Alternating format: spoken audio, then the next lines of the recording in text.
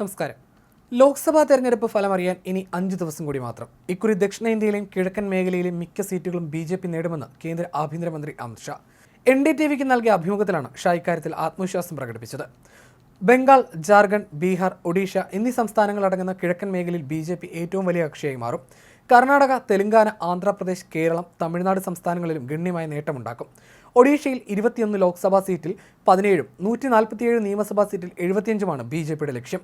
ബംഗാളിലെ 42 സീറ്റിൽ 24നും 30നും ഇടയിൽ സീറ്റുകളിൽ ജയിക്കും.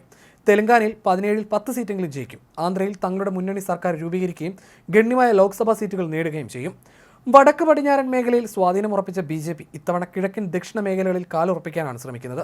ഒഡീഷയിലും ആന്ധ്രയിലും നിയമസഭാ തെരഞ്ഞെടുപ്പ് നടക്കുകയാണ്. ആന്ധ്രയിൽ ചന്ദ്രബാബു നായിഡുവിന്റെ തെലുങ്കുദേശം പാർട്ടിയുമായി ചേർന്ന് മത്സരിക്കുന്ന ബി.ജെ.പി ഭരണകക്ഷിയായ YSR കോൺഗ്രസിന് കടുത്ത വെല്ലുവിളി ഉയർത്തുന്നു. ബംഗാൾ അടക്കമുള്ള കിഴക്കൻ മേഖലയിൽ ബി.ജെ.പി ഏറ്റവും വലിയ പാർട്ടിയാകുമെന്ന കാര്യം ഉറപ്പാണെന്നാണ് അമിത് ഷാ പറഞ്ഞത്. ശനിയാഴ്ച 7ാമത്തെയും അവസാനത്തെയും ഘട്ടത്തിൽ 57 ലോക്സഭാ സീറ്റിലേക്കാണ് വോട്ടെടുപ്പ്. അതിൽ 26 സീറ്റുകൾ കിഴക്കൻ സംസ്ഥാനങ്ങളായ ഒഡീഷ, ബംഗാൾ, ബീഹാർ, ജാർഖണ്ഡ് എന്നിവിടങ്ങളിലാണ്. അതേസമയം ഇതിനിടയിൽ ബി.ജെ.ഡിക്കും നവീൻ പട്നായിക്കിനുമെതിരെ കടുത്ത വിമർശനവുമായി അമിത് ഷാ കഴിഞ്ഞ ദിവസം രംഗത്ത് വന്നിരുന്നു. നവീന് പിന്നിൽ നിന്ന് ഒരു തമിഴൻ ഒഡീഷയെ ഭരിക്കുന്നത് അംഗീകരിക്കാൻ കഴിയുമോ എന്നായിരുന്നു അമിത് ഷാ ചോദിച്ചത്. ഒരു തമിഴൻ മുഖ്യമന്ത്രിയാവുന്നത് അംഗീകരിക്കാൻ കഴിയുമോ എന്ന് ചോദിച്ച അദ്ദേഹം അതിന് കഴിയില്ലെങ്കിൽ ബി.ജെ.പിക്ക് വോട്ട് ചെയ്ത് അധികാരത്തിലെത്തിക്കണമെന്നും പറഞ്ഞു. ഒഡീഷയിലെ പുരിയിൽ ബി.ജെ.പി പ്രചരണ റാലിയിൽ സംസാരിക്കുമ്പോഴായിരുന്നു അദ്ദേഹത്തിന്റെ ഈ വാക്കുകൾ. ബി.ജെ.ഡി നേതാവ് നവീൻ പട്നായിക്കിന്റെ വിശ്വസ്തനുമായ VK പാണ്ഡ്യനെ ലക്ഷ്യമിട്ടായിരുന്നു അമിത് ഷായുടെ വിമർശനം. ഒഡീഷയുടെ അഭിമാനം, ഭാഷ, സംസ്കാരം, കല എന്നിവ ബഹുമാനിക്കപ്പെടണോ? നവീൻ ബാബുവിന്റെ പിന്നിൽ നിന്ന് ഒരു തമിഴ് ബാബു ഒഡീഷ ഭരിക്കുന്നത് അംഗീകരിക്കാൻ കഴിയുമോ? ഒരു തമിഴൻ മുഖ്യമന്ത്രിയാവുന്നത് അംഗീകരിക്കാൻ കഴിയുമോ? അംഗീകരിക്കാൻ കഴിയില്ലെങ്കിൽ ബി.ജെ.പിക്ക് വോട്ട് ചെയ്യാനുള്ള അവസരമുണ്ട്. ഞങ്ങൾക്ക് 75 സീറ്റിൽ കൂടുതൽ തന്നാൽ നിങ്ങൾക്ക് ഒഡിയ സംസാരിക്കുന്ന ഒരു മുഖ്യമന്ത്രിയെ തരാമെന്നും അമിത് ഷാ പറഞ്ഞു.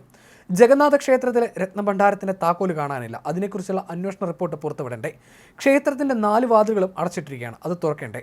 ജഗന്നാഥ ക്ഷേത്രത്തിന്റെ രത്നഭണ്ഡാരത്തിന്റെ താക്കോൽ എവിടെയാണുള്ളത്? നവീൻ ബാബു ആരാണ് കൃത്രിമ താക്കോൽ നിർമ്മിച്ച് അന്വേഷണ റിപ്പോർട്ട് തടഞ്ഞത്?